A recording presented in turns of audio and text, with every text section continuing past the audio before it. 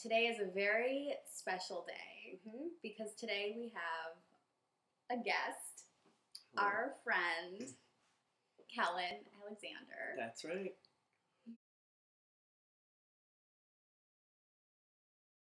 And as our guest, Kellen chose the movie that we watched today, which was actually a show. Kellen, why don't you say what it was? I chose my favorite episode of Intervention, which I've seen probably every. I don't know. I haven't seen every episode, but I've seen so many episodes, and this one really takes the cake. And I know what some of you are thinking. You're thinking, "Oh, this is I'm Walking on Sunshine, Inhalant girl." Mm-hmm. What was her name? I can't remember. I don't either. But this one's my favorite, and this is Linda. Fentanyl lollipops, which are, I think it says that they're 100 times stronger than morphine. And it's a lollipop that you just suck on, and it reacts with your... like your mucous membrane? Like, probably like a Nicorette lozenge, kind of, but of just like really high dosage of painkiller. Yeah. It makes you delusional, essentially. I wonder if she didn't have this problem before she started taking the fentanyl. Because she starts taking the fentanyl because she notices that her joints are popping in and out, but joint dislocations. But it seems like maybe that's not really happening. Like it never happened. They kind of imply that maybe it never happened. That growing up, she had to work and work and work, and so she escaped to be a performer or an actress in LA, in Hollywood. And so she was on, I guess they say, like 200 shows.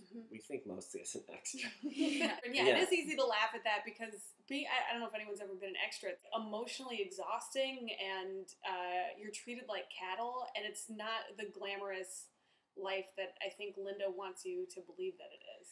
But for Linda, she was on her own, and she was surrounded by celebrities. She mentions that she felt like she was living a really glamorous life. She lived in an apartment complex with Kelly Clarkson. Not with Kelly Clarkson, but the same building. And, like, she was on her own, and she was surviving and living a life that she chose. Yeah.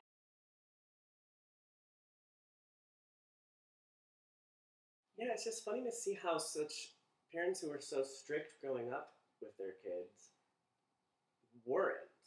And then what after they'd grown up? Yeah.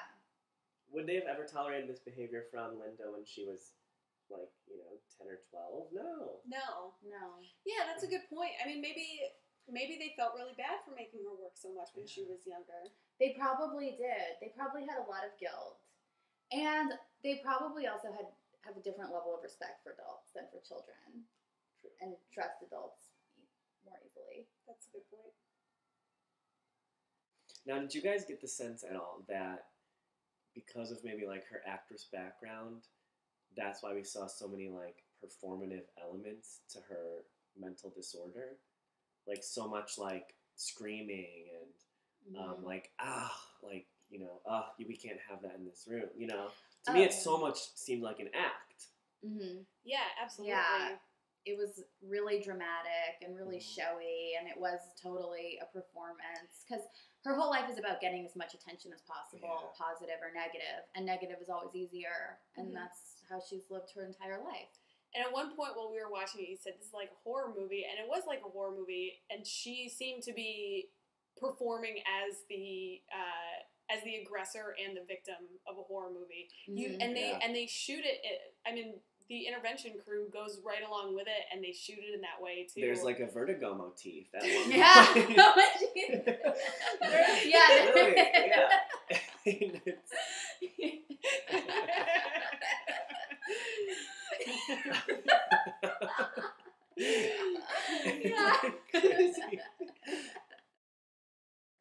I have a question. Yeah. Do you remember a couple years ago when, like, Britney Spears and Lindsay Lohan were walking around with lollipops all the time?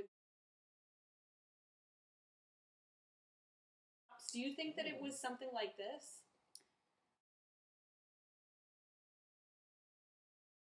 Wouldn't be surprised. I wouldn't be surprised either, and I definitely wouldn't be surprised if people did that recreationally. Because there's something, like, kind of sexy and cute about it, and Yeah. I mean, it seemed like she knew what to say to get prescribed this medication. Like, maybe she had tried it before, or, like, already knew what she was getting herself into.